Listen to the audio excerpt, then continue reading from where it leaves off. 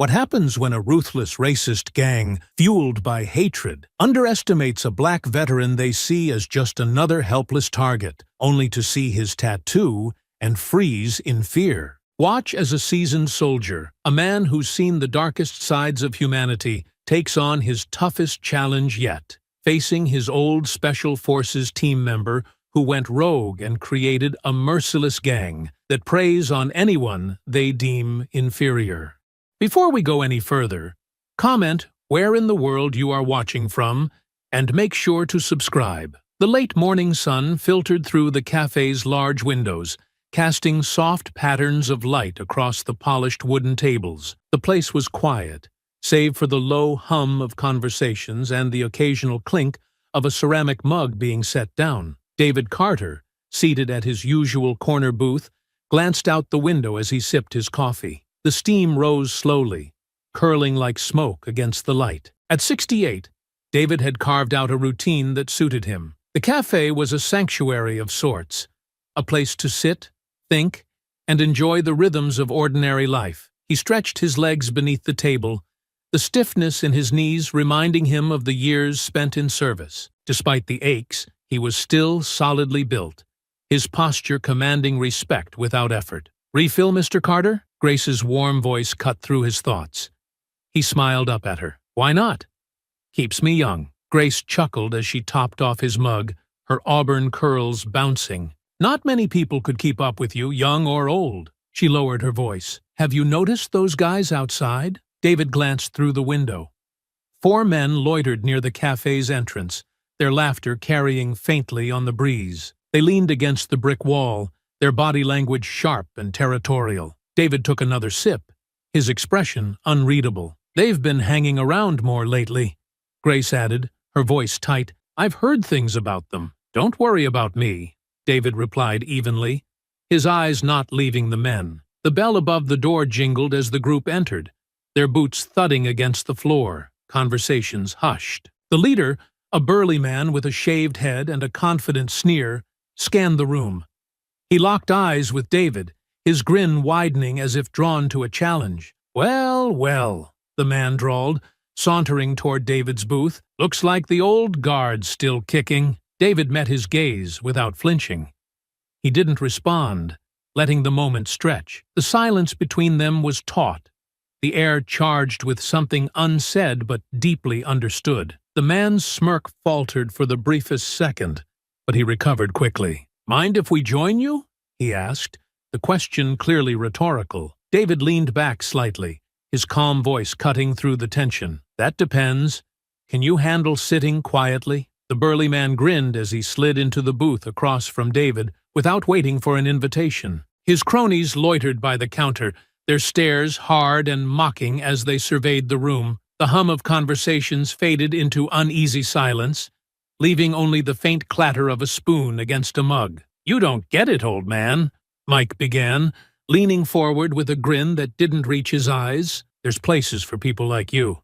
And this ain't one of them." David met his gaze, calm and steady. "Didn't know there were rules for sitting in a cafe." Paul, the wiry one with a patchy beard, barked a laugh. "Oh, there's rules. First one, know your place. Second one, don't think you're welcome when you're not." He glanced at David's weathered hands and added, "You really think anyone here gives a damn about some old black veteran?" The others snickered, their laughter sharp and hollow. Grace, standing behind the counter, slammed her hands on the counter. "Enough! You don't talk to him like that in my cafe." Mike turned toward her, his smirk deepening. "Your cafe," he repeated mockingly. "This whole town's ours, Grace. You think anyone here's gonna stand up for you?" "For him?" He gestured toward David with a flick of his hand. "I do," Grace said, though her voice wavered. "Now leave." Mike ignored her, leaning closer to David. "Tell me, old-timer, what's it like? Spending your life thinking you fought for something real? Thinking you mattered? You don't. Never did. Not here. Not anywhere." David's jaw tightened, but his expression remained calm. Paul stepped closer, crossing his arms. "Yeah. What did you even fight for? A country that barely tolerates you? Bet you spent more time cleaning boots than firing a weapon. They don't want you, old man. Hell, Nobody does. The words stung the air, heavy with venom. A few patrons shifted uneasily in their seats, but no one said a word. Must feel good, Mike continued, his voice dripping with mockery. Sitting here, pretending you belong. Pretending anyone's gonna stand up for you when it really counts. But you don't. Black. White, it doesn't matter. You're just another nobody trying to relive his glory days in a town that doesn't care. David finally set his coffee cup down. The clink of ceramic against wood unnaturally loud in the tense silence. Funny, you seem to care an awful lot about me sitting here. Mike's grin faltered, but he recovered quickly. Care? Nah, we just don't like seeing people like you getting comfortable where you're not wanted. Paul chimed in, sneering. Yeah, you think you're tough? Bet you didn't even see real combat. Bet you were just another token they threw into the ranks to make themselves feel good. David's voice was low, steady. You talk a lot for someone who's never earned the right to be in those ranks. The comment struck a nerve, and Paul lunged forward, but Mike stopped him with a hand on his chest. Easy, Paul, he said, though his own smile had turned into a thin line of irritation. He turned back to David. Let me make this real simple for you, old man. People like you don't last long in places like this, so why don't you save yourself some trouble and move on before things get messy? David leaned back slightly, his calm gaze unwavering. Messy? Like the mess you make every time you open your mouth? The cafe was deathly silent. Mike's face darkened, his smirk replaced by something uglier. You got a smart mouth for someone who's got nothing left. But don't worry, we'll fix that. He stood abruptly, towering over David. Come on, boys. Let's leave the war hero to his coffee. We've got more important things to do. The gang moved toward the door, but as they reached it, Mike turned back, his voice loud enough for everyone to hear. But hey, if you're feeling brave, maybe come see us outside, old man. Let's see if you've still got any fight left in you. Paul laughed, adding, Yeah, show us what a big, tough soldier you are. Bet you won't even make it down the block without needing a nap. Mike smirked one last time and spat on the floor near David's booth. That's for all the worthless soldiers who thought they were good enough. Spoiler alert, you're not. The bell above the door jingled as they left, their mocking laughter lingering in the air. Grace let out a shaky breath, her voice trembling with anger. David, I'm so sorry. I didn't think they'd... David raised a hand, silencing her. He stood slowly, his movements deliberate, his eyes fixed on the door. It's not your fault, Grace, he said quietly, brushing the wrinkles from his sleeve. She frowned, concern etched on her face. David, what are you doing? He didn't answer, his hand grazing the edge of his forearm before he walked toward the door. I'll be right back, he said, his voice calm but heavy with purpose. The midday sun bore down on the street as David stepped out of the cafe. Across the road, the gang loitered in an alleyway, their laughter harsh and grating. David adjusted his jacket, his steady strides carrying him toward them, his expression unreadable. Mike noticed him first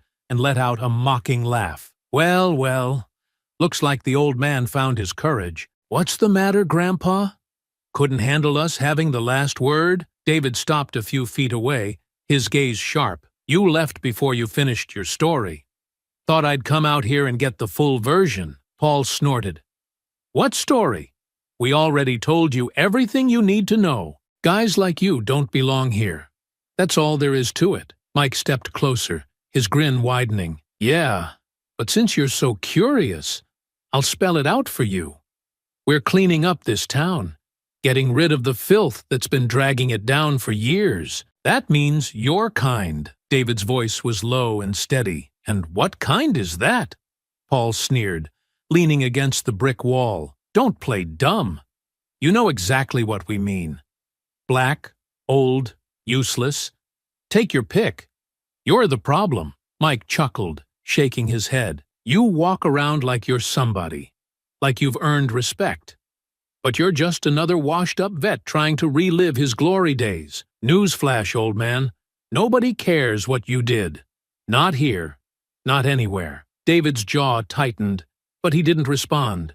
Letting their words hang in the air, Paul pushed off the wall, stepping closer. You think anyone's going to stand up for you? Nobody wants you here, and if you're too stupid to figure that out, maybe we ought to teach you." Mike smirked. "Yeah, you look like you could use a reminder about who runs this town." David finally spoke, his voice calm but sharp. "You think running your mouth makes you powerful? All I see are a bunch of cowards hiding behind hate." The comment struck a nerve. Mike's smirk vanished, replaced by a scowl. "Cowards!" he spat. "You don't know a damn thing about us." "Then explain it to me," David said, his tone unyielding. Mike stepped closer, his voice low and venomous. "We're building something real. Strength, loyalty, brotherhood. Everything this country used to stand for before it got overrun by people like you." Paul laughed. "Yeah, we don't need your kind messing it up again. You're done, old man." David's calm demeanor cracked, his voice dropping to a growl. "You think strength is tearing others down? That loyalty is hate? You have no idea what real strength looks like." Paul lunged first, swinging wildly at David's chest. David sidestepped effortlessly, grabbing Paul's wrist and twisting it until the wiry man cried out in pain. He shoved him back, sending him stumbling into the alley wall. Mike charged next, his fist aimed at David's jaw. David ducked and countered with a precise strike to Mike's ribs, making him stagger. A third man hesitated, but then joined the fray, aiming a kick at David's side. David blocked it, twisting the attacker's leg and forcing him to the ground. The fight was brief, but brutal. David moved with the efficiency of a man who'd spent decades mastering his body, his age doing nothing to dull his reflexes. One by one, the gang members faltered, their confidence replaced by frustration and pain. Mike managed to grab David's arm during a scuffle, slamming him against the brick wall. "Big talk for someone who's about to—" His words stopped abruptly, as his eyes fell on David's forearm, where his sleeve had ridden up during the fight. "What? What the hell is that?" Mike stammered, his voice shaking. David frowned, following Mike's gaze. His tattoo, once a symbol of camaraderie and pride, was now the center of the gang leader's attention. Paul froze mid-motion, his expression shifting from anger to shock. "No way," he muttered, his voice barely above a whisper. "That's not possible." The third man, still clutching his side, scrambled to his feet, his face pale. It's the same as his," he stuttered, backing away. David adjusted his sleeve, narrowing his eyes. "You know this tattoo?" Mike's bravado had evaporated entirely, replaced by something David couldn't quite place. Fear and recognition. He stepped back, shaking his head. We've seen it before," he muttered. Paul grabbed Mike's arm. "We gotta go. Now." David's voice stopped them cold. "You're not going anywhere. Not until you tell me what you know." Mike hesitated, then blurted out, "It's Jack's. He has the same one." David's eyes widened slightly, the name hitting him like a punch to the gut. "Jack?" Paul nodded quickly, his fear palpable. "Yeah, Jack Evans. He's the one who—" "Shut up!" Mike snapped, but it was too late. David's expression hardened, pieces of a puzzle falling into place. "I'm going to find Jack," David said coldly. "And when I do, you'll wish you'd stayed out of my way." The gang exchanged terrified glances, their earlier bravado shattered. Without another word, they turned and fled, disappearing into the shadows of the alley. David rolled his sleeve back down, his mind racing. Jack Evans, a name from his past, a man he'd once called a comrade. And now, a man who was clearly at the heart of something far darker than David had imagined. As he turned back toward the cafe, his resolve hardened. This wasn't over, not by a long shot. The cafe was quieter than usual when David stepped back inside, the door's bell ringing softly above him. Grace stood behind the counter, her face tight with worry. The handful of remaining patrons glanced at him, their expressions a mix of curiosity and unease, before quickly returning to their drinks. David walked to his corner booth and sat down heavily, his thoughts a storm of questions and memories. Grace hesitated for a moment before walking over, holding a fresh pot of coffee. She set it down on the table and slid into the seat across from him. "What happened out there?" she asked, her voice low but urgent. David didn't answer right away. He stared at his hands, his sleeve now pulled back into place, hiding the tattoo that had rattled the gang. His voice, when he finally spoke, was calm but edged with tension. They recognized something they shouldn't have. Grace frowned, confused. Recognized what? David hesitated, then unbuttoned his cuff and rolled his sleeve up just enough to expose the intricate tattoo. Grace leaned closer, her brow furrowing. "What is it?" "It's a mark," David said, his voice heavy with meaning. "A mark of the unit I served with.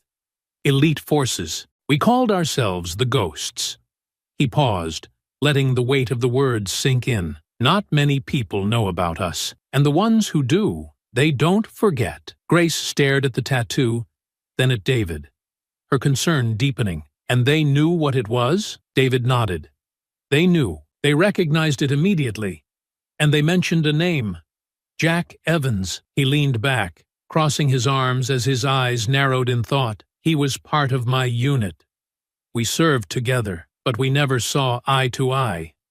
Jack always had ideas, twisted ideas about loyalty, strength, and what it meant to be part of something bigger." Grace's voice dropped to a whisper. "Do you think he's connected to them, to that gang?" David's jaw tightened. "It's not a coincidence. Jack's the type who'd twist what we stood for into something ugly. If he's leading them, it means he's taken the values we bled for and turned them into a weapon for hate." Grace's hands trembled slightly as she clasped them together. "What do you think they're planning? Why are they here?" David shook his head. "I don't know yet. But whatever it is, it's bigger than some punks harassing people in a cafe.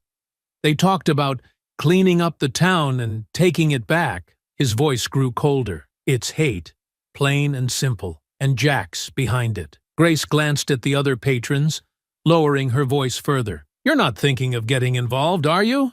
David, these people are dangerous." David met her gaze, his eyes steely. "I've faced dangerous people before, and I'm not about to let them poison this town with their hate, especially not if Jack's involved." Grace leaned forward, her voice urgent. "You're not in the field anymore, David. You're one man. What if they come after you, or after the cafe?" David's lips pressed into a thin line. "If they come after me, they'll regret it. And if they think they can bully this town into submission, they've got another thing coming." He paused, then added, "I need to know more about them.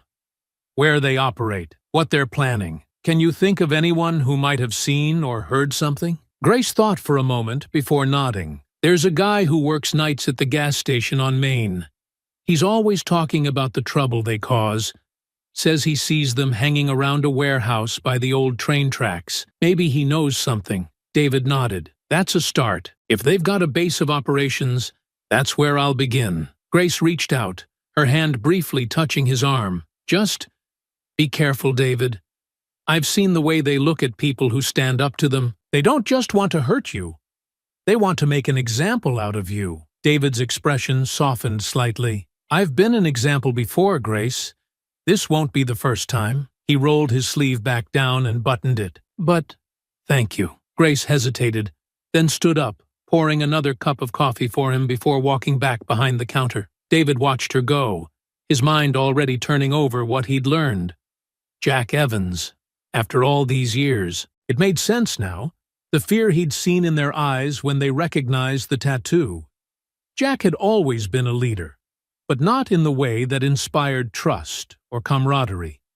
He ruled with intimidation, twisting the strong into instruments of his will. David clenched his fist, his knuckles whitening as memories of his time in the unit resurfaced. Jack had always been ambitious, always pushing boundaries. But this, to take what they'd fought for and twist it into hate and terror, it wasn't just an insult, it was a betrayal. He drained the last of his coffee and stood, slipping a few bills onto the table. As he walked toward the door, Grace called out, "Let me know if you need anything." David turned back, giving her a small nod. "I will." Stepping into the sunlight, he glanced down the road, his eyes narrowing. The gang thought they could scare him into submission. Jack thought he could turn their shared past into something vile.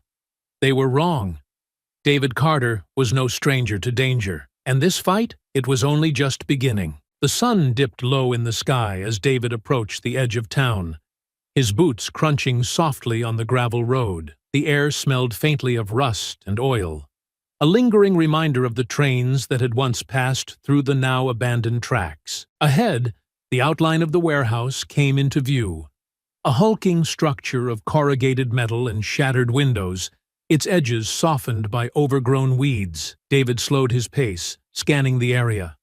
A single street lamp buzzed to life, casting a dim pool of light over the warehouse entrance. Parked nearby were two vehicles, a battered pickup truck and an older model sedan, their presence confirming that the gang was inside. Keeping to the shadows, David moved closer, his steps deliberate and silent. The perimeter was poorly guarded, a testament to their arrogance. From his vantage point near a pile of discarded crates, he could hear muffled voices filtering out from the building. "Tonight's the night," one of them said, his tone excited. "Jack said it's time to send a message. Show everyone we're not messing around." David's jaw tightened. He crouched lower, edging toward a partially open window. Peering inside, he spotted three men gathered around a folding table, a crude map spread out before them. "What about the cafe?" another voice asked. David recognized it immediately. "Mike, that woman keeps giving us trouble. Maybe we should deal with her first." David's grip on the windowsill tightened, but he forced himself to remain still, listening. "No," Mike continued, jabbing a finger at the map. "We start with the houses on the edge of town. Hit them where it hurts. Jack says we need to make it clear this is our territory now. They don't leave. They burn." David felt a surge of anger rise in his chest. The gang wasn't just content with intimidation. They were escalating to destruction, targeting families and livelihoods. "Paul's out getting the supplies," another man said. "We'll hit the first house just after midnight. Jack said to leave a mark, so they know who's behind it." David's mind raced. They weren't just thugs. They were organized, their violence deliberate and calculated. And Jack's name hung over every word like a shadow, his influence shaping their every move. One of the men leaned back in his chair, his laughter harsh and grating. "And what about the old man from the cafe? Mike said he put up a fight." Mike scoffed. "That fossil? He's nothing. Let him try to stop us again. Jack's got plans for him anyway. Says he wants to handle it personally." David's stomach twisted. Jack wasn't just leading them.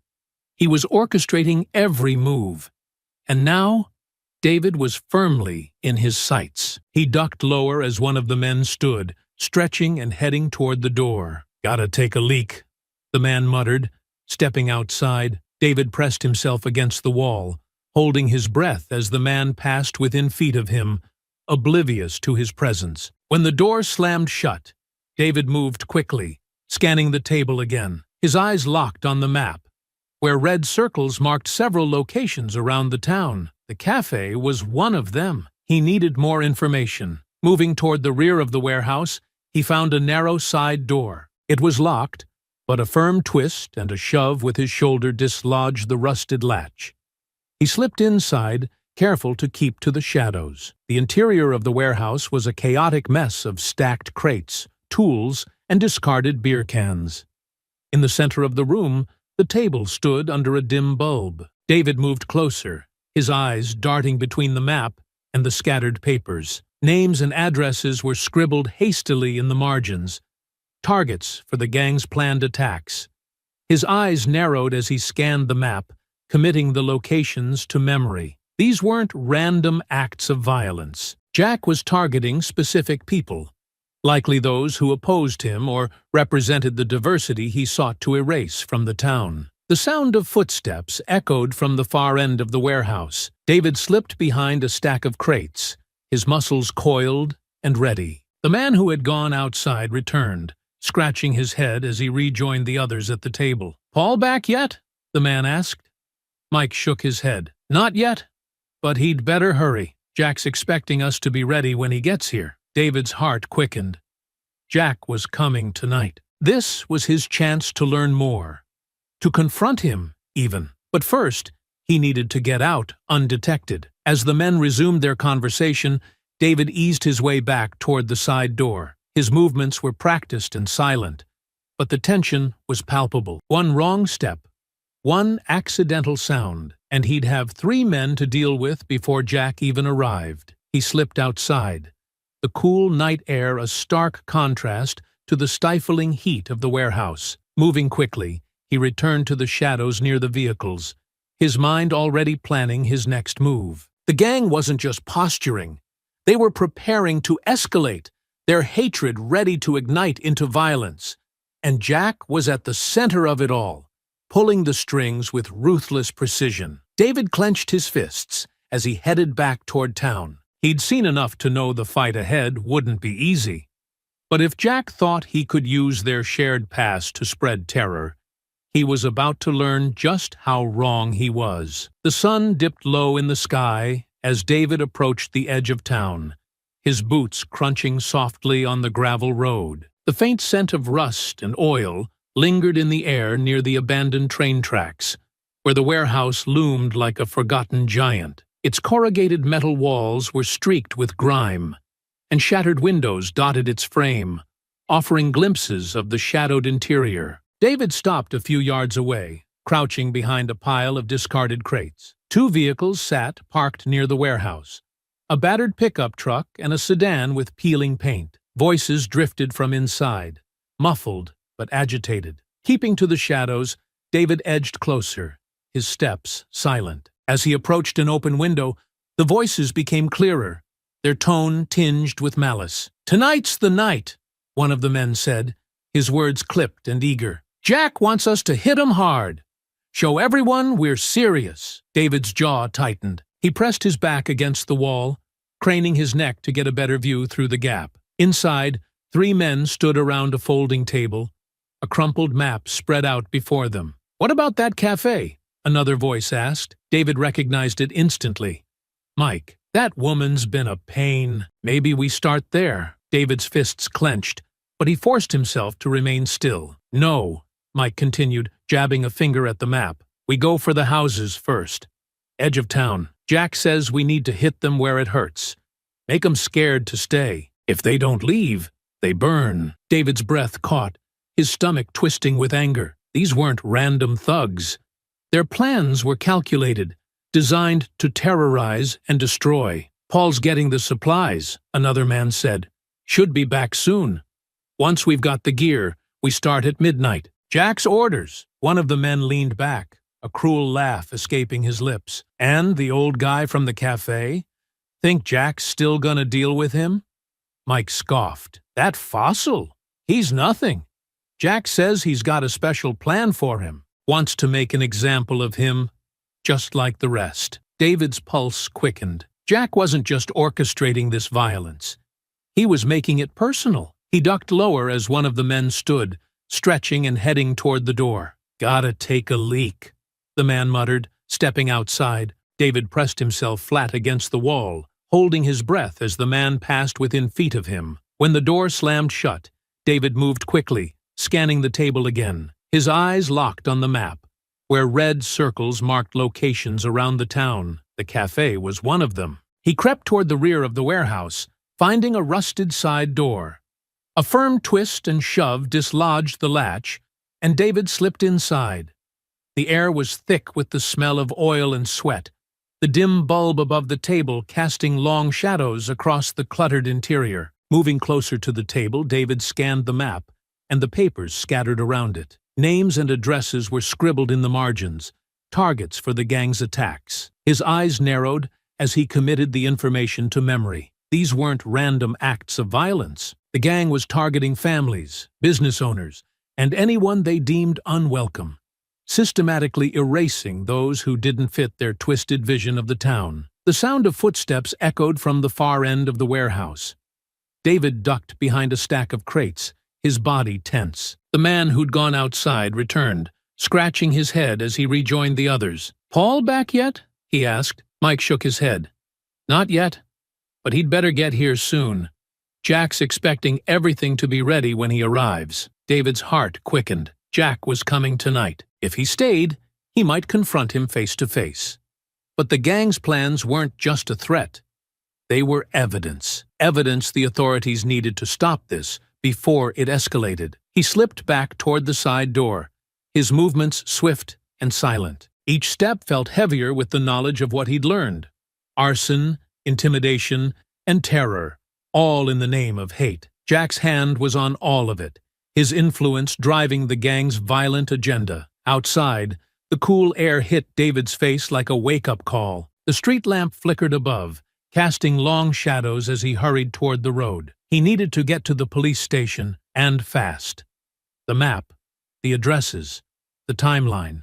Every detail he'd gathered could be the key to stopping Jack's plans before they spiraled further out of control. As he approached the outskirts of town, Grace's words echoed in his mind. "You're one man. What if they come after you?" She was right. This wasn't something he could handle alone. Not this time. David clenched his fists as he quickened his pace. The gang thought they were untouchable, that their hate could fester without consequence. But tonight, they'd learn the price of underestimating him. And Jack? Jack would face justice, not just for his crimes, but for the betrayal of everything they once stood for. The faint hum of fluorescent lights buzzed above David as he stepped into the police station. The sterile smell of disinfectant hung in the air, mingling with the faint scent of stale coffee. A young officer sitting behind the front desk glanced up, his expression wary as David approached. "Can I help you?" the officer asked, his tone flat. David placed his hands on the counter, his voice steady but urgent. "I need to report a planned attack. A gang is targeting homes and businesses around town, starting tonight." The officer raised an eyebrow, leaning back in his chair. "A gang? Which one?" "You've seen them around," David replied, his jaw tightening. "They hang out at the cafe and the warehouse by the old train tracks. Their leader's name is Jack Evans." The officer's expression shifted slightly, but he didn't seem alarmed. "Do you have proof of this planned attack?" David's patience thinned, but he kept his tone measured. "I was at their warehouse. I saw the map they're using to mark targets. They're planning to start burning homes at midnight. Families are in danger." The officer frowned, typing something into his computer. "You were trespassing on their property." David leaned forward, his voice sharp. "Are you seriously more concerned about trespassing than stopping them from burning this town to the ground?" The sharpness of his tone caught the attention of another officer, a middle-aged man with graying hair, who approached the desk. "What's going on here?" David turned to face him. "Your department has a gang problem. I just came from their hideout. They're planning an attack tonight, and they're starting with homes on the edge of town." The older officer studied David, his expression unreadable. "Who are you?" "David Carter, retired military." He rolled up his sleeve, exposing the tattoo. "Jack Evans was in my unit. He's the one leading this." Recognition flickered in the officer's eyes, but it was quickly masked. He glanced at the younger officer, who seemed more confused than concerned. "Let's step into my office," the older officer said, gesturing toward the back. David followed, the door clicking shut behind them. The office was cramped, cluttered with paperwork and faded photos of community events. The officer sat down, gesturing for David to do the same. "Look," the officer began, his tone softer. "I've heard of Jack Evans. His name's come up before, but nothing's ever stuck. If what you're saying is true, we'll handle it. But we need more than just your word." David's frustration boiled beneath the surface. "You don't need more than my word. I saw the map. I heard them planning. They've got addresses, people they're targeting. What more do you need?" The officer sighed, rubbing his temples. "This isn't the movies, Carter. We can't just storm into their warehouse without evidence.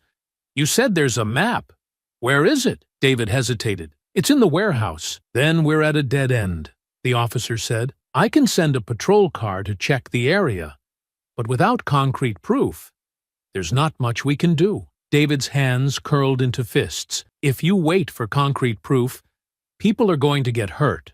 Or worse. These men aren't bluffing." The officer held up a hand. "I hear you, and I'll do what I can, but you need to trust the system." David stared at him for a long moment, his gut twisting. "The system," he repeated quietly, his voice laced with disbelief. He stood abruptly, his chair scraping against the floor. "I hope for everyone's sake." "You're right." The officer stood as well, offering a hand. "Thank you for bringing this to our attention. We'll look into it." David shook his hand reluctantly, his expression grim. "I hope looking into it is enough." As he left the office and stepped back into the fluorescent-lit lobby, the younger officer avoided his gaze, tapping absently at his keyboard. David pushed open the station doors, the cool night air brushing against his face. For a moment, he stood on the steps, staring out at the quiet town. Lights flickered in distant windows, the streets empty save for the occasional car rolling past. It felt too calm, too normal, given the storm he knew was brewing. He took a deep breath, trying to convince himself he'd done all he could. The police had the information. They'd act on it. They had to. As he started walking back toward the cafe, a shadow of doubt crept into his mind. He couldn't shake the memory of the gang's voices, their cruel laughter, and the chilling certainty in their words. Jack Evans wasn't the type to back down. Reaching the edge of town, David glanced toward the darkened skyline. He clenched his fists, the weight of responsibility heavy on his shoulders. David paused at the street corner, staring toward the cafe. Its dimly glowing sign flickered like a heartbeat, casting weak light over the sidewalk. Doubts crowded his mind, the police officer's words echoing in his head. "We'll handle it." Will they? He wondered, his gut twisting with doubt. He'd been told the same in the past, always followed by inaction until it was too late. He clenched his fists. He couldn't let Grace's cafe, her livelihood, become another statistic in a report that would be filed too late. With a deep breath, David started forward.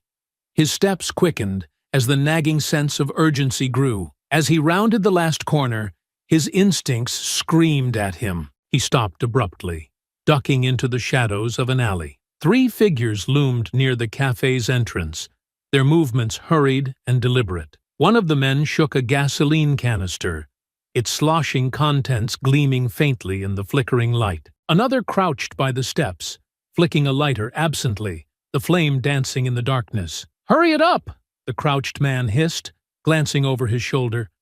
"Mike said we don't have all night. Relax," the man with the canister muttered, pouring gasoline onto the doorframe. "This dump'll go up in seconds. She's gonna regret ever messing with us." The third man, a wiry figure with a patchy beard, chuckled darkly. "Bet she'll come running out screaming.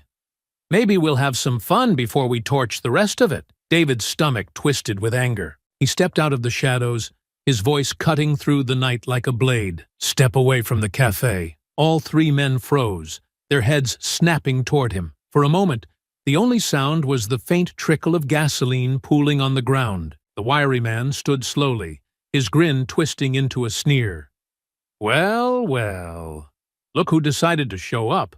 Grandpa thinks he can save the day." The man with the canister straightened, his broad shoulders blocking the light. "What are you gonna do, old man? Bore us to death with war stories?" He lifted the canister and shook it mockingly. "Maybe we'll give you a head start before we light this place up." David's voice was low and firm, but each word carried weight. "You have one chance to walk away." The crouched man stood, flipping the lighter closed with a snap. "Or what? You gonna call the cops? Go ahead. By the time they get here, this place'll be ashes." The wiry man stepped forward, his hands balled into fists. "Think you're tough? Big bad soldier coming to save the town. Newsflash. Gramps, you're not scaring anybody." David stood his ground, his voice like steel. "Last warning. Leave." The wiry man let out a sharp laugh, then lunged.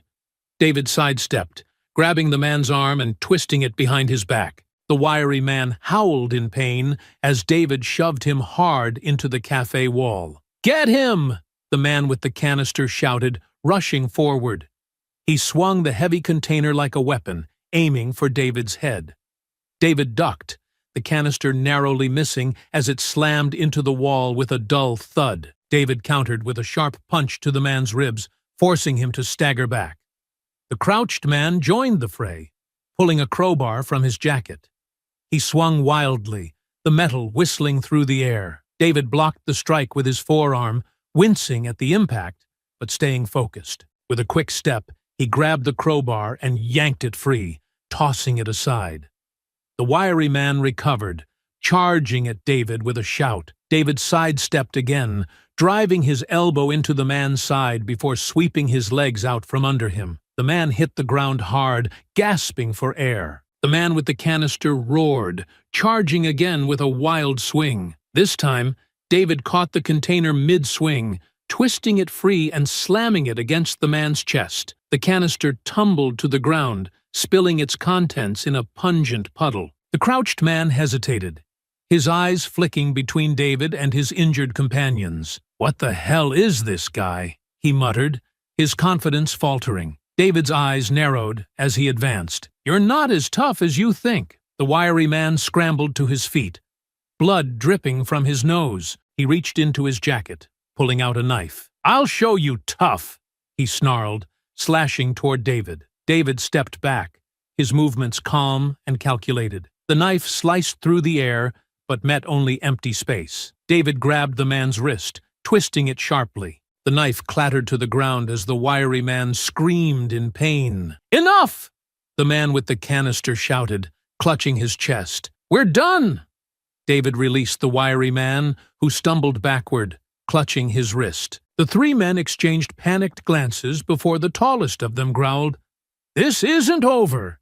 Jack's gonna make sure you pay." David's expression didn't waver. "Tell Jack I'm waiting." The three men staggered away, disappearing into the shadows. David stood still, his chest heaving as he scanned the area. The gasoline canister lay abandoned near the cafe door, its contents soaking into the ground. The cafe door creaked open behind him, and Grace stepped outside, her face pale and drawn. "David, what's going on? Are you hurt?" David turned to her, his voice tight with controlled anger. "They were going to burn it down.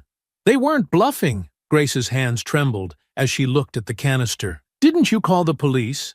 What are they doing?" David shook his head, his jaw clenched. "They said they'd look into it.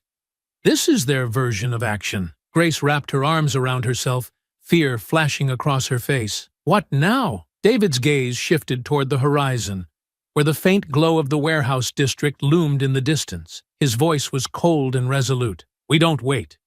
We stop this ourselves." David sprinted through the quiet streets, his breath coming in sharp bursts. His boots struck the pavement in a steady rhythm, but his thoughts were anything but. The cold night air burned in his lungs, but it was nothing compared to the fire of regret gnawing at his chest. "I should have done more." The image of the warehouse map flashed in his mind, the red circles marking homes, businesses, and lives about to be shattered. He'd memorized those locations, convinced it was enough to pass the information to the police. Convinced they would act.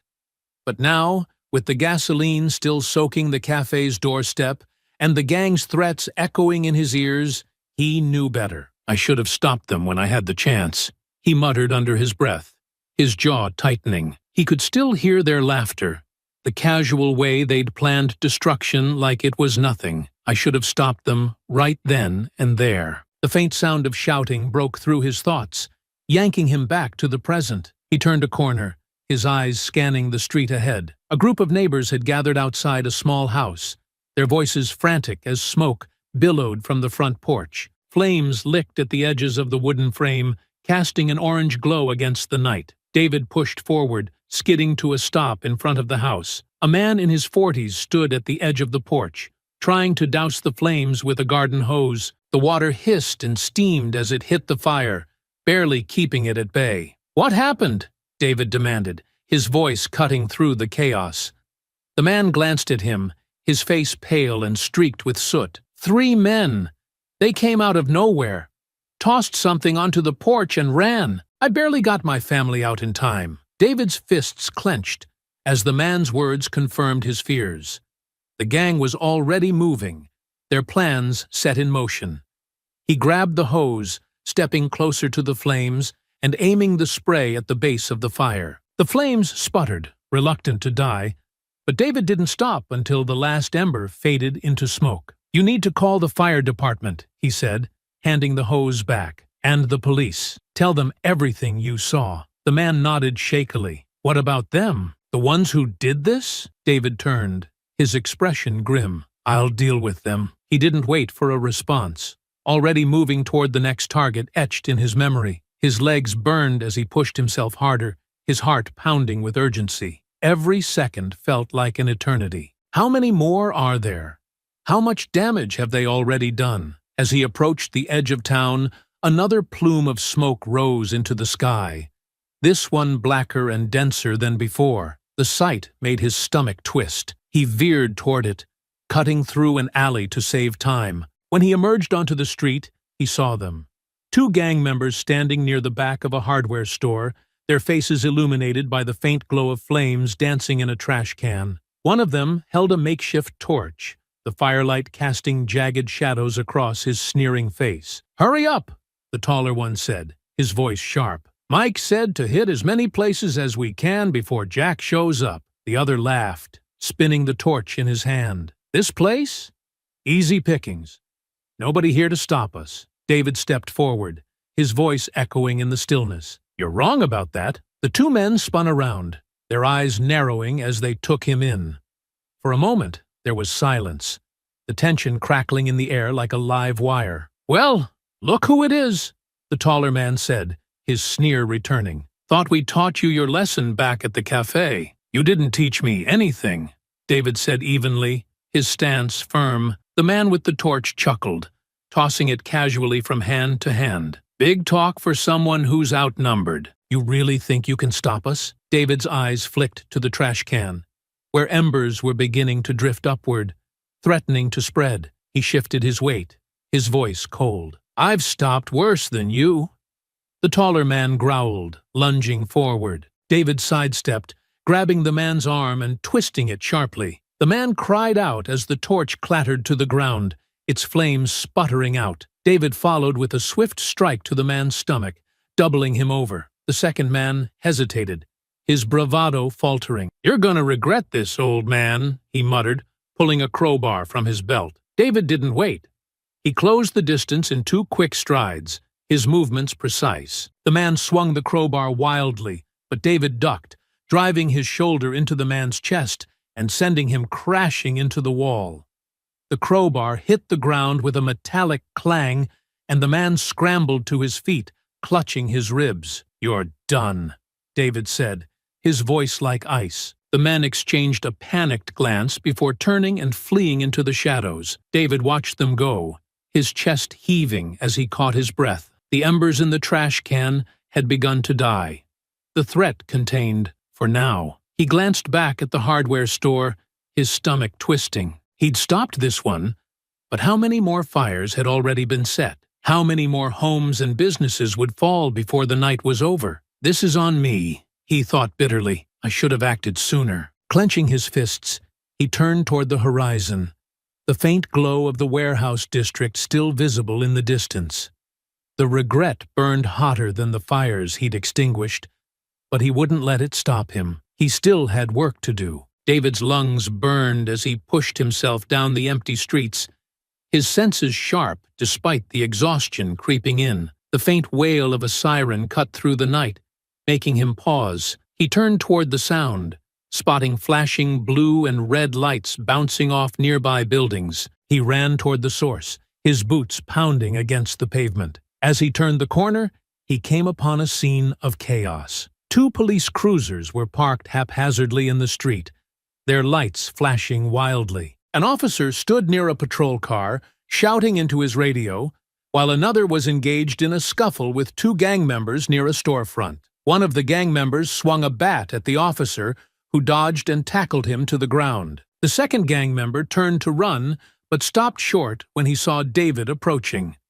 "What the hell?" the man spat, raising a wrench in his hand. David didn't hesitate.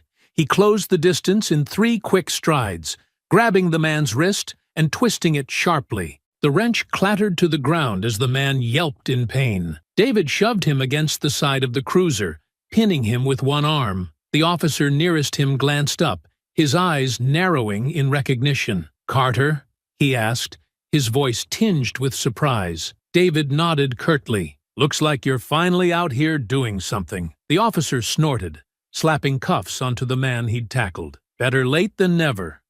We got a call about fires breaking out and a gang moving through town." He jerked his head toward the other gang member. These two were trying to torch the bakery. David released the man he was holding, allowing the officer to cuff him. The fires aren't random. Jack Evans is behind this. He's got them working in teams, hitting specific targets. The officer's expression darkened. Jack Evans? You serious? Dead serious, David replied. I saw the map at their warehouse. They've planned every attack. If we don't stop them now, they'll burn half the town before sunrise. Another officer jogged over, wiping sweat from his brow. We've got reports of more fires on the north side. It's spreading faster than we can keep up. David's jaw tightened. You need someone who knows their tactics. Let me help. The officer hesitated, glancing at his partner. You sure about this? He's right, the first officer said. If he knows their plans, we'd be stupid not to use him. The second officer nodded reluctantly. Fine, but you stay with us. No going rogue. David smirked grimly. No promises. The three piled into one of the cruisers, the engine roaring to life as they sped toward the next location. David sat in the back, his mind racing. He rattled off the addresses he'd memorized from the map, directing the officers to the most likely targets. They're working in teams, he explained, 2 or 3 at a time, hitting places they think are easy targets. They're counting on you being too slow to keep up. The officer driving clenched the wheel tighter. Not tonight. They're not. The cruiser skidded to a stop in front of a small auto repair shop, where 2 gang members were smashing windows and tossing bottles filled with gasoline through the openings. Flames were already licking at the edges of the building as David and the officers jumped out. Freeze! One of the officers shouted, drawing his weapon. The gang members turned, their faces twisting in panic. One of them threw the empty gasoline bottle at the officer, who ducked as it shattered against the patrol car. The other bolted toward the alley, but David was faster. He sprinted after the fleeing man, his boots pounding against the pavement. The man glanced over his shoulder, his eyes wide with fear. "Stay away, old man!" he shouted, pulling a knife from his belt. David didn't slow. When the man lunged, David sidestepped, grabbing his arm and twisting it behind his back. The knife fell with a clang, and David shoved the man into the alley wall, pinning him there. "You're done," David growled, his voice cold. The officer caught up moments later, slapping cuffs onto the man as David stepped back, his chest heaving. The second gang member had been subdued near the patrol car, and the officers quickly moved to extinguish the flames spreading through the repair shop. David stood back, his fists clenched as he surveyed the scene. One of the officers approached him, his face grim. "That's 2 teams down, but we're still getting reports of fires on the south side. You think Jack's there?" David's eyes narrowed. "If he's not, he will be soon. He'll want to see the damage for himself. We need to move now." The officer nodded. "Then let's go." As they climbed back into the cruiser, David's resolve hardened. He'd let Jack and his gang go unchecked for too long. Tonight, that ended. The cruiser screeched to a halt outside the warehouse, its flashing lights illuminating the crumbling structure. David stepped out, his eyes scanning the darkened exterior. The warehouse loomed ahead, its broken windows glowing faintly from the dim bulbs inside. "He's here," David said firmly, his voice steady despite the tension in the air. "This is where they regroup. It's their base." The officer closest to him frowned. "Makes sense. They'd fall back here after the attacks. We've got reports of a few fires already stopped, but there's still teams unaccounted for." David nodded grimly. "Jack's orchestrating everything from here. He's not out there setting fires, he's pulling the strings." As they approached the open loading dock, the faint hum of voices reached them. David motioned for the officers to stay low, and they crept toward the entrance. Inside, a group of gang members gathered around Jack, who leaned casually against a stack of crates. His posture was relaxed, but his eyes flicked toward every movement in the room, sharp and calculating. "Mike's team screwed up," one of the gang members muttered, pacing back and forth. "They barely got out of there." "Doesn't matter," Jack replied, his tone calm but commanding. "We've done enough to scare this town. By morning, they'll know who's in charge." "What about Carter?" another asked, glancing nervously toward the warehouse entrance. "He's out there, isn't he? He's not going to stop." Jack smirked. Carter's a relic. He doesn't understand what we're building here. Let him chase shadows while we finish the job." David stepped into the open, his voice cutting through the room like a knife. "You think I don't understand, Jack?" The gang froze, their heads snapping toward him. Jack turned slowly, his smile fading into a faint look of surprise. "David," he said, his tone almost amused, "I was wondering when you'd show up." David's eyes narrowed as he took another step forward. "It's over. Call your men off." Jack shook his head, his smirk returning. "You always were predictable. Still playing the hero? Thinking you can save everyone? But this isn't the battlefield, David. This is my world now. This?" David gestured to the gang members, to the chaos around them. "This isn't strength. This is cowardice. Hiding behind a gang of fools to do your dirty work." Jack's expression darkened. "Careful, David. You're outnumbered, and your badge-wearing friends won't save you." One of the officers stepped into the warehouse, his weapon drawn. "Police! Everyone down, now!" Jack's men erupted into motion, grabbing weapons and scattering. Two lunged toward David, forcing him to duck as a crowbar swung past his head. He countered with a sharp elbow to the nearest attacker's ribs, sending him sprawling.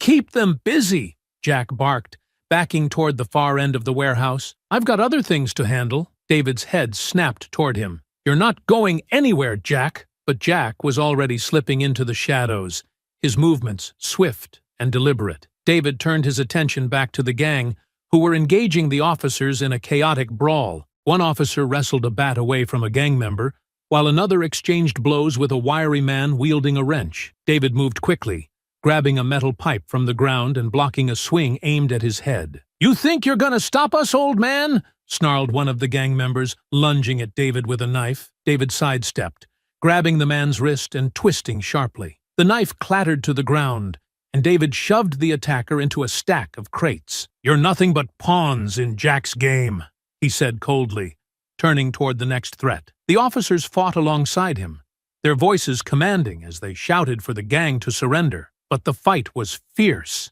and the gang was desperate. A second man charged at David, swinging wildly with a chain.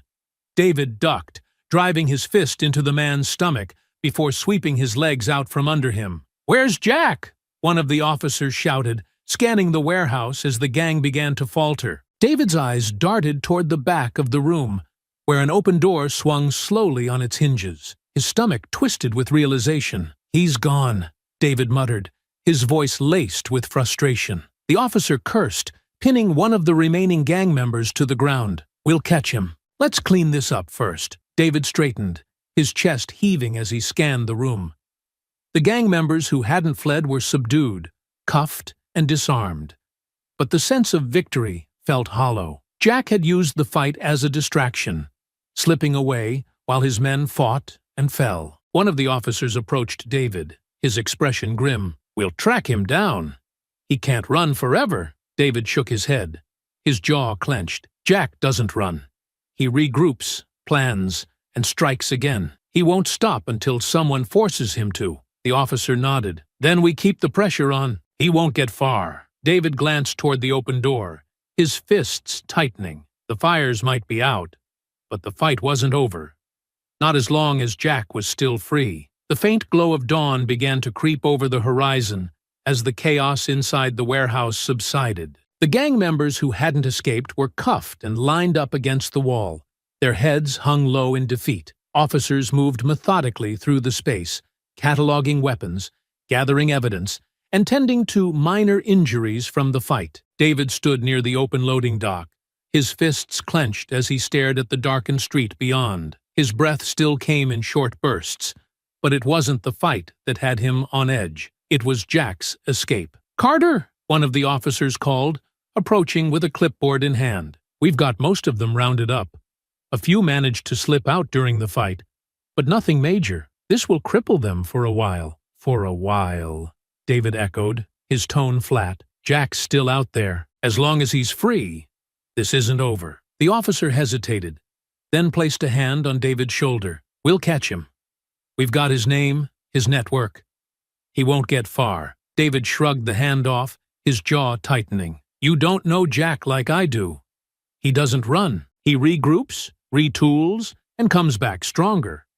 You think you've got time, but he's already planning his next move. The officer frowned, but before he could respond, another called out from across the room. "Hey, we've got something!" David and the officer turned as an evidence tech held up a crumpled piece of paper. The tech unfolded it carefully, revealing a crudely drawn map with a series of marked locations. Most were crossed out, but one at the far edge of town was circled in red. "What's that?" David asked, stepping closer. "Looks like their fallback point," the tech replied. "Probably where Jack's heading. We'll send a team." David's stomach twisted. "By the time you organize a team, he'll be gone," he said, his voice edged with frustration. "He's already one step ahead of us.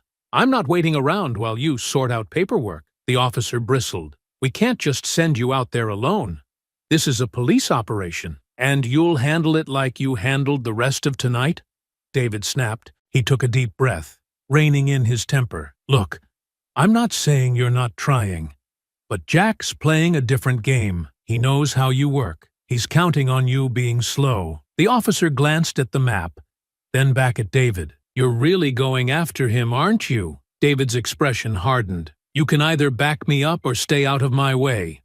But I'm not letting him walk." The officer sighed, rubbing the back of his neck. "Fine, but you need to be smart about this. If you find him, call it in. Don't try to handle him alone." David didn't respond. He took one last look at the map, memorizing the location before turning toward the door. As he stepped outside, the cool morning air hit his face, carrying the faint smell of smoke and ash. The town was waking up to the aftermath of the gang's destruction. Charred buildings, shattered windows, and frightened residents piecing their lives back together. Guilt twisted in his chest. This didn't have to happen, he thought bitterly. If I'd acted sooner, maybe some of this could have been prevented. But he knew there was no undoing the past. All he could do now was stop Jack before the damage got worse. He walked quickly, his steps purposeful, as he left the warehouse district behind. Memories of Jack flooded his mind as he moved through the quiet streets. They'd once been brothers in arms, bound by a code that meant everything to David. But Jack had always walked a fine line, questioning orders, challenging authority, and embracing a darker interpretation of strength and loyalty. "I should have stopped him back then," David thought. "I saw the signs. I knew what he was capable of." He shook his head, trying to push the thoughts away. Regret wouldn't help him now. Jack was a threat, not just to the town, but to everything David stood for. He couldn't rely on anyone else to deal with him. Not the police, not the system. This was personal. As he neared the edge of town, the landscape became sparser, the buildings giving way to open fields and patches of forest. The location marked on the map wasn't far now, a secluded property hidden from view, the perfect place for Jack to regroup. David stopped for a moment, taking a deep breath as he checked the small knife tucked into his boot. He wasn't armed like the police, but he had something far more important: the training, the discipline, and the resolve that had kept him alive through countless battles. "This ends tonight," he muttered to himself, his voice low but firm. The faint chirping of birds heralded the coming dawn. But David's focus was locked on the task ahead. Jack thought he could slip away, that his gang's destruction would cover his tracks. But he'd underestimated David Carter. David tightened his grip on his resolve and stepped forward, the faint glow of Jack's fallback location just visible in the distance.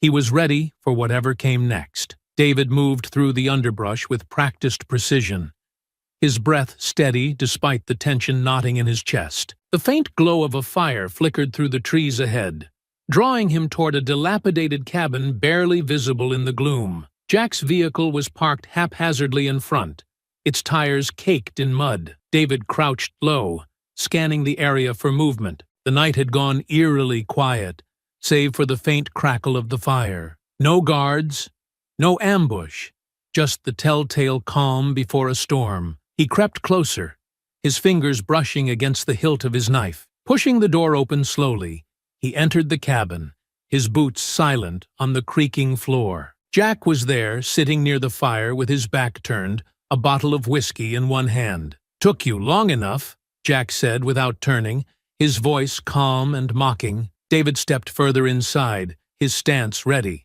"You've been busy," Jack chuckled, taking a long swig before setting the bottle down. "Always.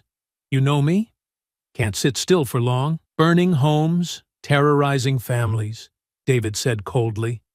"You've crossed too many lines, Jack. It's over." Jack finally turned, his face partially lit by the fire's glow. A faint smirk tugged at his lips. "Over?" he repeated, leaning back lazily. "No, David.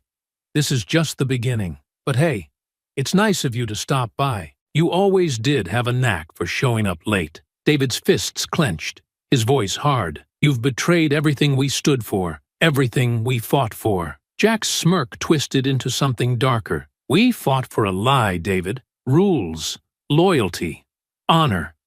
They're all chains. The world doesn't care about men like us. I figured that out a long time ago." "You didn't figure anything out," David shot back. "You gave up. You're too weak to face what we really stood for. So you built this nightmare to hide from your own failure." Jack's eyes narrowed, the firelight reflecting in them like a predator's glare. "Careful, David. You're walking on thin ice." David stepped closer. "No more games.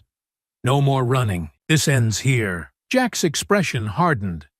In one fluid motion, he rose from his seat, pulling a knife from his belt. "You think you can take me, old friend? Let's see if you've still got it." Jack lunged. The blade aimed for David's chest. David twisted to the side, deflecting the attack with his forearm and countering with a sharp elbow to Jack's ribs. Jack grunted but didn't falter, swinging the knife in a wide arc. David ducked, landing a quick jab to Jack's jaw that staggered him. Jack recovered quickly, his movements fluid and deliberate. "Still quick," he muttered, circling David like a predator. "But let's see how long you last." David kept his guard up, his eyes locked on Jack's every move. "I've been through worse than you, Jack. You don't scare me." "Good," Jack said with a grin. "Fear makes things boring." He lunged again, feinting left before slashing toward David's side. David sidestepped, grabbing Jack's wrist and twisting sharply. Jack winced, but used his free hand to drive a punch into David's stomach, forcing him to release his grip. David stumbled back, but quickly regained his footing. "You've always been full of dirty tricks," he said, his voice steady. Jack shrugged, his smirk returning. "It's not about tricks, David. It's about winning." The two clashed again, their movements fast and brutal. Jack's knife flashed in the firelight as he aimed for David's shoulder, but David blocked the strike with his forearm, using the momentum to drive Jack back against the wall. Jack retaliated with a sharp kick to David's shin, forcing him to step back. "You've slowed down," Jack taunted, wiping blood from the corner of his mouth. "Guess time's catching up with you." David smirked grimly. "Not enough to let you win." Jack charged, the knife in a reverse grip. David ducked low, sweeping Jack's legs out from under him. Jack hit the ground hard, but rolled to his feet in one fluid motion, slashing upward as he rose. The blade grazed David's arm, drawing a thin line of blood. "You always were too soft," Jack sneered, pressing the attack. "That's why you couldn't stop me before." David deflected the next strike, twisting Jack's wrist until the knife fell to the ground. Jack didn't hesitate. He lunged with his bare hands, grappling with David as the two slammed into the table. The whiskey bottle shattered, its contents soaking the wood and filling the air with a sharp, acrid scent. The fight turned raw, the two men trading blows with a ferocity born of years of shared history and betrayal. Jack landed a solid punch to David's ribs, but David countered with a headbutt that sent Jack reeling. "Is this all you've got?" Jack spat, blood dripping from his nose. "No wonder they forgot about you. You're nothing but a relic." David advanced, his voice low and steady. "You keep talking, Jack, but it won't change how this ends." The fight paused for a moment, the two men circling each other like wolves, their breath ragged. The room felt smaller, the fire casting long shadows as it crackled behind them. Jack grinned through his bloodied face. "I've been waiting for this, David. Let's see if you've got the guts to finish it." David's eyes narrowed, his resolve like steel. "You'll wish I didn't." The two clashed again, their movements a blur of strikes and counters. Every blow carried the weight of their shared past, every strike a battle of wills. The fight wasn't just physical, it was personal, a culmination of everything they'd become. The firelight flickered wildly, casting jagged shadows as David and Jack circled each other. Their breaths came in sharp bursts, their bodies bruised and bloodied, but neither man showed any sign of stopping. The cabin seemed smaller now, the air thick with the scent of smoke, whiskey, and sweat. "You always thought you were better than me," Jack spat, his voice a low growl. "But here we are, just two broken soldiers, fighting for nothing." David wiped blood from the corner of his mouth, his gaze steady. "You're fighting for nothing. I'm here to end this." Jack lunged, his fists swinging with reckless aggression. David ducked under the first punch, grabbing Jack's arm and twisting it into a lock. Jack grunted, slamming his elbow backward into David's chest to break free. The two grappled, their boots scuffing against the whiskey-soaked floor as they wrestled for control. Jack slammed David against the wall, his hands gripping David's shoulders like a vice. "You can't win this, Carter," he snarled. "You're too soft. Always have been." David gritted his teeth, his mind racing as Jack's strength bore down on him. His eyes flicked to the shattered whiskey bottle on the ground, its jagged neck glinting in the firelight. With a sudden burst of motion, David dropped to one knee, using Jack's momentum to flip him over his shoulder. Jack hit the ground hard, the air rushing from his lungs, but he recovered quickly, scrambling to his feet. David snatched up the broken bottle, holding it defensively as Jack advanced again. "Really?" Jack sneered, his lips curling into a grin. "Gonna cut me like some street thug?" David didn't respond. Instead, he tossed the bottle into the fire, where the alcohol-soaked glass erupted in a sudden blaze. Jack flinched, his reflexes betraying his momentary shock. That was all David needed. He surged forward, grabbing a broken piece of the table. With precision born of years of training, he used it as an improvised staff, spinning it to deflect Jack's strikes and forcing him to retreat. Jack growled in frustration, throwing a wild punch that David sidestepped easily. David countered with a sharp jab to Jack's ribs, then followed with a sweep of the wooden staff, knocking Jack's legs out from under him. Jack hit the ground again, his face twisted in rage. "Stay down, Jack," David said, his voice like steel. Jack pushed himself up slowly, his movements slower now, but his eyes burned with defiance. "You think this is over," he hissed, pulling a second knife from his boot. "It's never over." David's mind worked quickly, his gaze darting to the fire, the overturned table and the broken remnants of the room around them. Jack was relentless, but he was predictable.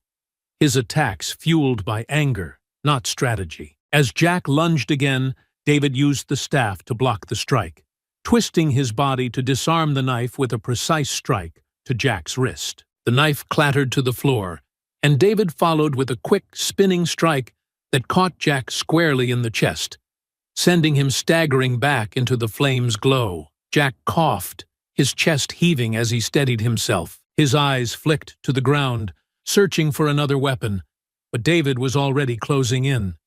He dropped the staff, grabbing Jack by the collar and slamming him against the wall. "You don't get to walk away from this," David growled, his face inches from Jack's. "Not this time," Jack struggled, his strength fading. "You're not better than me," he spat weakly.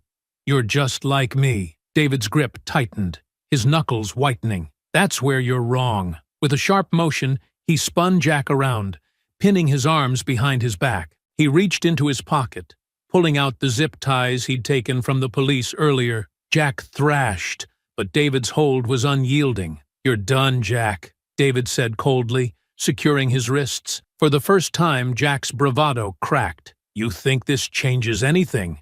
he barked. "There'll be others. You can't stop it." David pulled Jack toward the door, his steps firm and deliberate. "Maybe not, but I've stopped you." As they stepped outside, the faint glow of sunrise illuminated the clearing. The sirens in the distance grew louder, signaling that the police were closing in. Jack's defiance faded, replaced by a quiet resignation as the reality of his situation set in. "You always were too stubborn for your own good," Jack muttered. David didn't respond.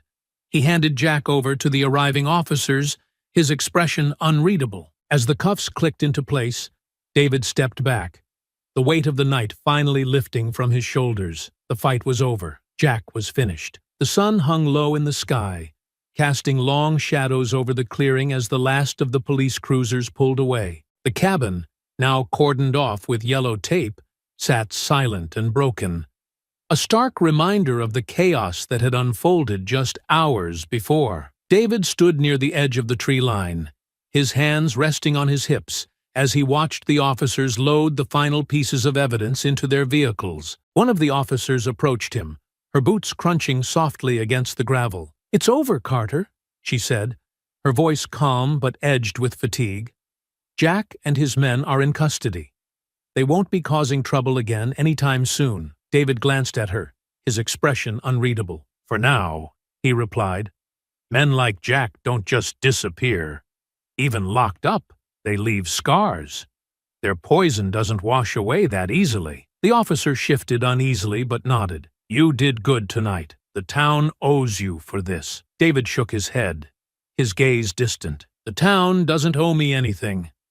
Just make sure they don't have to go through this again." As the officer returned to her squad car, David stayed behind, letting the cool breeze cut through the remnants of tension in his chest. He stared at the horizon, the faint sounds of the forest slowly filling the silence. For the first time that night, he allowed himself a breath of relief. When he finally made his way back into town, the damage from the gang's rampage was everywhere. Burned-out shells of buildings dotted the streets, their blackened frames standing in sharp contrast to the brightening sky. Residents worked in small groups, clearing debris and salvaging what they could. The quiet murmur of determination filled the air. David moved through the streets unnoticed, his presence blending into the hum of activity. He stopped briefly outside the cafe, his eyes scanning the familiar space. The scorched marks on the front steps had been scrubbed away, and the smell of smoke lingered faintly in the air. Inside, Grace was wiping down the counter, her movements deliberate and focused. She looked up when the door chimed softly, her expression softening when she saw David. "You look like hell," she said, setting aside her cloth. David gave a faint smile as he slid onto one of the stools. "Feels about right." Grace poured him a cup of coffee, setting it in front of him without a word. The two sat in comfortable silence for a moment before she finally spoke. "Word's getting around. People are saying you saved the town last night." David shook his head, staring into the dark liquid. "I didn't save anyone. I just stopped one man from doing more damage than he already had." Grace leaned on the counter, her voice gentle but firm. "You did more than that, David. You stood up to something that's been hanging over this place for too long." "That matters." David took a sip of coffee, the warmth spreading through him as he thought about her words. "Jack's gone," he said finally, "but the damage he left behind isn't going to fix itself. People are still scared, still hurt, and they'll heal," Grace said softly. "Because people like you give them the chance to." David looked up at her, the weight in his chest easing slightly. "You're too kind, Grace.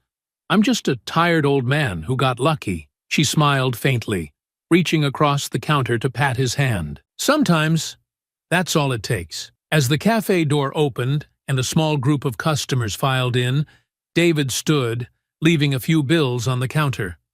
He paused at the door, glancing back at Grace. "You take care of yourself, you hear?" "You too," she replied, her voice steady. "And don't be a stranger." David stepped out into the brightening day, the sounds of the town slowly returning to life around him. He knew the road ahead would be long, and the scars left by Jack's actions wouldn't fade overnight. But for the first time in years, he felt a glimmer of hope. As he walked down the street, the weight of the night still lingered, but it no longer pressed so heavily on his shoulders. There was work to be done, and David Carter wasn't one to leave things unfinished. The next morning, David found himself in the police station, sitting across from the officer he'd worked alongside the night before. The station was bustling with activity. officers filing reports, suspects being processed, and evidence being catalogued. The chaos felt oddly reassuring. It meant action was being taken. The officer slid a folder across the desk toward David, his expression serious. "This is everything we've got on Jack and his crew. It's enough to make sure they see the inside of a courtroom, but it's going to take work." David opened the folder, skimming through the notes and evidence. The charges ranged from arson and assault to conspiracy and hate crimes. "It's not just about putting them away," David said, his voice calm but firm. "It's about making a statement. People need to see that this kind of hate won't be tolerated." The officer nodded. "The DA's office is on it. With what you've provided, they've got a solid case. But it doesn't hurt to have someone like you willing to testify." David leaned back in his chair, the weight of the request settling over him. He wasn't a stranger to standing up in front of a room full of people, but this was different. This wasn't just about him.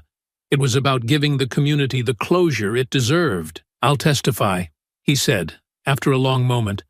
"Jack needs to answer for what he's done." The officer gave a faint smile. "Good, because he's already trying to weasel his way out of it. His lawyer's angling for a plea deal." David's jaw tightened. "No deals. Not for him." The officer's smile widened slightly. "That's what we're hoping for. We want him to face the full extent of the law." The conversation shifted to the other gang members, many of whom had already begun cooperating with the police in exchange for reduced charges. David listened carefully, his thoughts flickering between the events of the night before and the faces of the people whose lives had been upended. "They're scared," the officer said, pulling David from his thoughts. "They know Jack's done for, and they don't want to go down with him. They've given us names, locations, and even plans we didn't know about. It's unraveling faster than we expected." David nodded. "Good. They need to understand that following a man like Jack has consequences." As he left the station, David felt a flicker of satisfaction. Justice was moving forward, albeit slowly. But there was still more to do. Outside, he paused on the steps, watching as a group of townspeople gathered near the burned-out shell of a shop across the street. Their voices carried faintly on the breeze, a mixture of determination and anger. The sight stirred something in David, a reminder of why he'd taken this fight on in the first place. Later that day, he attended a community meeting organized at the town hall. The room was packed with residents, their faces etched with worry and fatigue. Grace waved him over to a seat near the front, her expression softening when he joined her. The mayor stood at the podium, addressing the crowd with a voice that trembled slightly, but grew stronger as she spoke. "What happened last night was a tragedy, but it's not the end. We've been tested before, and we've always come back stronger. This time will be no different." David listened quietly as the townspeople voiced their concerns.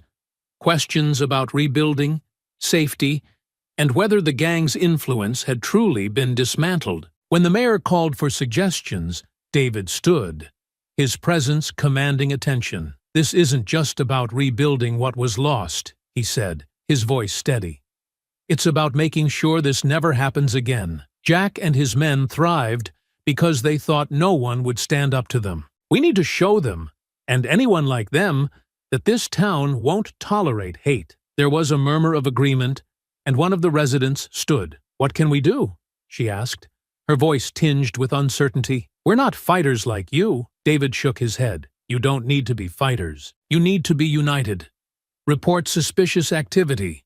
Support each other. Make it clear that there's no room for people like Jack here." The meeting ended with a renewed sense of determination, the townspeople leaving with plans to rebuild and strengthen their community. As David stepped outside with Grace, the sun dipping low on the horizon, he felt a small but tangible sense of accomplishment. "You really think it'll work?" Grace asked, her voice quiet. David glanced at her, his expression thoughtful. "It has to. Otherwise, everything we fought for last night means nothing." She nodded, her gaze lingering on him. "You know, you've done more for this town than you realize." David didn't respond immediately, his eyes fixed on the horizon. "It's not about what I've done. It's about what happens next." As the evening settled over the town, David walked home, his steps heavy but purposeful. Jack's trial would come, and the town would heal. But for now, David was content knowing that the fight, at least for this moment, was over. The courtroom buzzed with muted tension as people filed in, their conversations hushed and expectant. The seats were packed with townspeople, some there out of curiosity, others seeking closure for the destruction Jack and his gang had caused. David sat near the front, his broad shoulders squared and his expression unreadable. This was the moment he had fought for, the culmination of weeks of preparation and reflection. Jack was led into the courtroom in shackles, his head held high despite the grim circumstances. The defiance in his eyes hadn't faded, though it was now tinged with the faintest hint of resignation. Behind him, several of his gang members shuffled in, their postures varying between sullen and defeated. The weight of their actions and the evidence against them had finally sunk in. The trial unfolded over several days, each session exposing the gang's calculated cruelty. Prosecutors presented evidence of arson, assault, and hate crimes, weaving a damning narrative that left no room for doubt. Witnesses testified about the terror Jack and his men had inflicted on the town, their voices trembling but resolute as they recounted the events. David took the stand on the second day, his presence commanding the room. He spoke with precision and clarity, detailing the night he'd confronted Jack and his gang. His words painted a vivid picture of the danger they posed, but he also emphasized the resilience of the town and the importance of holding people like Jack accountable. "You knew him," the prosecutor said during cross-examination. "You served alongside him. Did you ever think he could become this?" David paused, his gaze steady. "I saw signs," he admitted, "but I didn't stop him when I should have. That's why I'm here now, to make sure he doesn't hurt anyone else." Jack's defense was weak at best, relying on claims of misunderstanding and attempts to shift blame onto his subordinates. But the evidence and testimonies were too overwhelming. The jury deliberated for less than a day before delivering their verdict.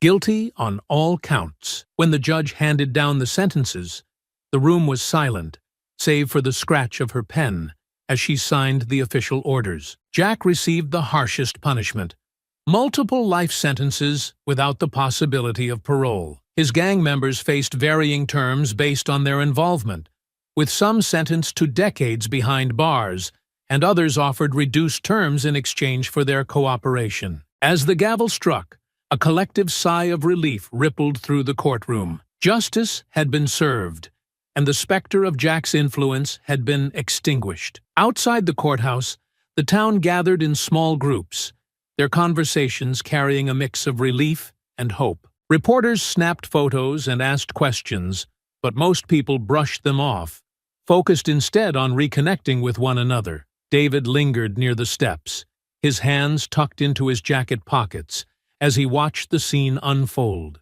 Grace appeared beside him, her expression a mix of pride and exhaustion. "It's done," she said softly. David nodded, his gaze fixed on the horizon. "For now." "You don't think it's over?" she asked, her brow furrowing. "It's over for Jack," David said, "but there are always others like him. People who think they can tear down what others have built because of their own hate and fear. This town's safe for now, but it'll take more than one trial to fix everything." Grace was quiet for a moment, then touched his arm gently. "You've done enough, David. You've given people hope. Let them take it from here." David glanced at her, his expression softening. "Maybe, but I can't help thinking there's more to do." The two stood in comfortable silence as the crowd began to disperse. The town wasn't healed, not entirely, but it was on the path to recovery. Buildings could be rebuilt, and scars could fade. But the memory of what had happened would linger as a reminder of the strength and unity needed to prevent it from happening again. David watched as families walked away together, their laughter and conversation breaking through the lingering tension. For the first time in weeks, he allowed himself a small smile. The fight had been worth it. As the courthouse emptied and the evening settled over the town, David turned to Grace. "You heading back to the cafe?" She nodded. "You?" David shrugged, his hands still tucked into his pockets. "Not yet. Think I'll take a walk." Grace smiled faintly. "Don't be a stranger. David watched her go before turning toward the quieter streets of the town. The weight of the trial was still there, but it felt lighter now, balanced by the knowledge that justice had been served. The town was stronger than the hate that had tried to consume it, and so was he. As the stars began to dot the sky, David walked on, his steps steady and his resolve firm. There was always more work to do, but for now, he let himself breathe. The town was quiet that evening, the hum of daily life returning with slow, deliberate steps. David sat on a weathered bench in the park near the cafe, the faint sounds of rebuilding drifting on the breeze, hammers striking nails, distant voices discussing repairs. It all blended into a backdrop that felt oddly peaceful. He leaned back, his gaze fixed on the sky as the first stars began to appear. His mind wandered through the events of the past few weeks, replaying the chaos, the fear, and the triumph. The fight with Jack, the trial, the relief in the townspeople's faces. It all felt like pieces of a puzzle that had finally come together. But there was something else, something heavier that he couldn't shake. The memory of Jack's words lingered, their bitterness echoing in the quiet. "You're just like me." David clenched his fists, his jaw tightening. He had spent his entire life trying to be the kind of man who stood up for others, who protected those who couldn't protect themselves. Jack's actions had been a betrayal of everything they had once believed in. But the hardest part was knowing that he had let Jack walk away all those years ago. "I could have stopped him sooner," he muttered, the words slipping out before he could stop them. "Maybe," came a familiar voice. David turned to see Grace approaching, a steaming cup of coffee in her hands. She offered it to him with a faint smile before sitting down beside him. "But you can't live your life in the rearview mirror," she continued, her tone gentle.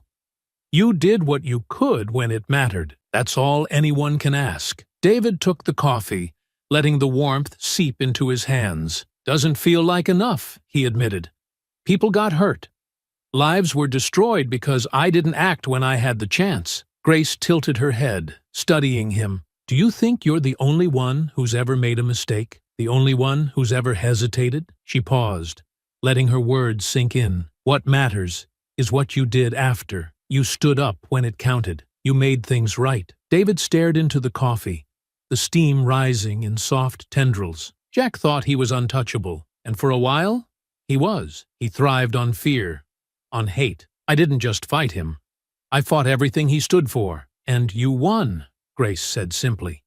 "You gave people hope again." "That's not nothing, David." He nodded slowly, the tension in his shoulders easing slightly. "I just wish it didn't take so much." Grace smiled faintly. "The best things usually do." They sat in comfortable silence for a while, watching as the last traces of sunlight faded from the horizon. The town was far from perfect, but it was healing. The people were coming together, rebuilding not just their homes, but their sense of safety and community. David set the empty coffee cup aside, his gaze distant. "I've spent so much of my life fighting," he said quietly. "It's all I've ever known. But maybe it's time to figure out what else there is." Grace glanced at him, her expression soft. "You think you're ready for that?" David smiled faintly. "I think I might be." The sound of laughter carried on the breeze as a group of children ran past, their energy infectious. David watched them, his chest tightening with something that felt suspiciously like hope.